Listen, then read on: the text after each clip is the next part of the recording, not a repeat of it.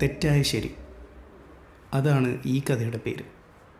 ഈ അവസ്ഥയിലായിരിക്കും എനിക്കിത് പറയാനും നിങ്ങൾക്കിത് കേൾക്കാനും പറ്റുമെന്ന് എനിക്ക് തോന്നുന്നു. അഥവാ ഈ ഒരവസ്ഥ അനിവാര്യമായിരുന്നു. കിറുക്കിൻ്റെ പാരമ്യത്തിൽ ഉറഞ്ഞു തുള്ളുന്ന കാലത്തിൻ്റെ അനിവാര്യത. കൈ വല്ലാതെ വേദനിക്കുന്നുണ്ട്. പക്ഷേ ഈ വേദനയിലും എനിക്കൊരു സുഖമുണ്ട്.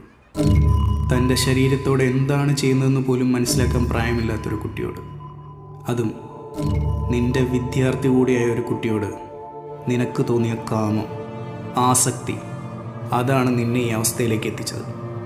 ഒരുപക്ഷെ ശരീരത്തിൻ്റെ ചില ഭാഗങ്ങളിലേക്കുള്ള രക്തയോട്ടം കൂടുന്നതായിരിക്കാം ഇതിന് കാരണം. ആ രക്തയോട്ടം തടയാൻ സാധിച്ചാൽ അതിപ്പോൾ എങ്ങനെയെന്നില്ല,